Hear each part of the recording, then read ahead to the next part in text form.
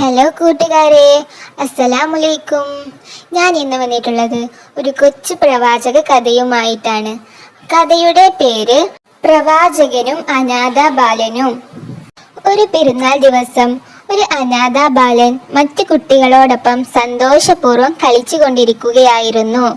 കുറച്ചു കഴിഞ്ഞപ്പോൾ അവർ എല്ലാം മടങ്ങിപ്പോയി.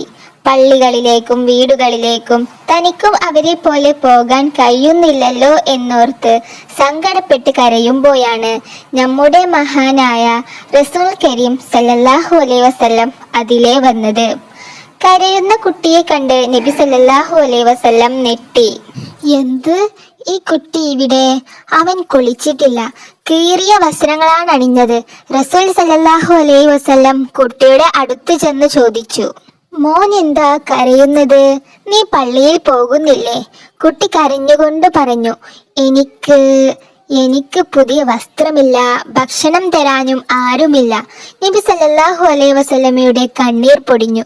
പാവം കുട്ടി, അവന് മാതാപിതാക്കൾ ഉണ്ടായിരിക്കില്ല. നബി സല്ലല്ലാഹു അലൈഹി വസല്ലം അവനെ സ്നേഹപൂർവ്വം വാരിയെടുത്ത് തെരുതെരാ ഉമ്മ വെച്ചു.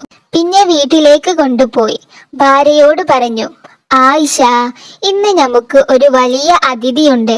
ആയിഷ റളിയല്ലാഹു അൻഹ പുറത്തു വന്നപ്പോൾ ഈ അനാഥ ബാലനെയാണ് കണ്ടത്. അവനെ കണ്ടു മനസ്സലിഞ്ഞ ആയിഷ റളിയല്ലാഹു അൻഹ ഓടിച്ചെന്നു അവനെ ഉമ്മ വെച്ചു. പിന്നെ കുളിപ്പിച്ച് വസ്ത്രങ്ങൾ അണിയിച്ചു.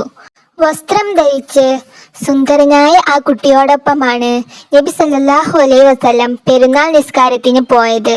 തിരിച്ചു വന്ന് ഭക്ഷണം കഴിച്ചതും കൂടെ തന്നെ. ഒരു അനാഥ കുട്ടിയോട് തിരുദൂതർക്കുണ്ടായിരുന്ന സ്നേഹമാണ് നാം കണ്ടത്. അതുപോലെയായിരുന്നു റസൂൽ കരീം സല്ലല്ലാഹു അലൈഹി വസല്ലം അനാഥ കുട്ടികളോട് പെരുമാറിയിരുന്നത്. നാമും അങ്ങനെ തന്നെയാണ് ചെയ്യേണ്ടത്. ഇന്ന് നമ്മുടെ നാട്ടിലുണ്ട് അനാഥ കുട്ടികൾ. അവർക്കുമുണ്ട് നമ്മളെ പോലെ വസ്ത്രം ധരിക്കാനും ഭക്ഷണം കഴിക്കാനും സ്കൂളിലും മദ്രസയിലും പോകാനും ആഗ്രഹം. പക്ഷെ മാതാപിതാക്കൾ ഇല്ലാത്തത് കൊണ്ട് അവർക്കതിന് കഴിയുന്നില്ല. അവർക്ക് വേണ്ടി ഉണ്ടാക്കിയ യത്തീംഖാനയിലെ നിലത്തു പായ വിരിച്ച് മാതാപിതാക്കളില്ലാതെ ദുഃഖം കടിച്ചമർത്തി കഴിയുമ്പോൾ നാം മാതാപിതാക്കളുടെ പരിലാളനയും സ്നേഹവുമേറ്റ് സ്വന്തം വീട്ടിലെ കട്ടിലിലും മെത്തയിലും കിടന്നുറങ്ങുന്നു. അവരുടെ സ്ഥാനത്ത് നമ്മളായിരുന്നെങ്കിലോ? നിങ്ങൾ എപ്പോഴെങ്കിലും ആലോചിച്ചു നോക്കിയിട്ടുണ്ടോ? ചിലപ്പോൾ ഉണ്ടാകില്ല അല്ലേ? എന്നാൽ ചിന്തിച്ചു നോക്കണം. നമ്മെ കൊണ്ട് കഴിയുന്ന സഹായം ചെയ്യണം. അനാഥകളെ വീട്ടിൽ വരുത്തി ഭക്ഷണം കൊടുക്കണം. യത്തീംഖാനകളിലേക്ക് പണവും മറ്റും നൽകണം. അങ്ങനെയാണ് നമുക്കവരെ സഹായിക്കാൻ കഴിയുക. നാം നല്ല അന്തസ്സിൽ കഴിയുമ്പോൾ നമ്മെ പോലെ നമ്മുടെ സഹോദരന്മാരായ അവർക്കുമുണ്ടാകും പല ആഗ്രഹങ്ങളും. അത് കണ്ടില്ല എന്ന് ധരിക്കുന്നത് വലിയ തെറ്റാണ്. നബി സല്ലല്ലാഹു അലൈഹി വസല്ലം നമ്മെ അതാണ് പഠിപ്പിച്ചത്.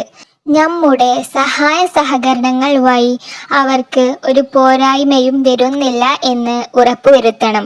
കാരണം മാതാപിതാക്കൾ നഷ്ടപ്പെട്ടത് കൊണ്ടാണല്ലോ അവർക്കും നമ്മെ പോലെയുള്ള സൗകര്യങ്ങൾ മോശമായത്. ഈ കാര്യം ഓർത്താൽ മതി.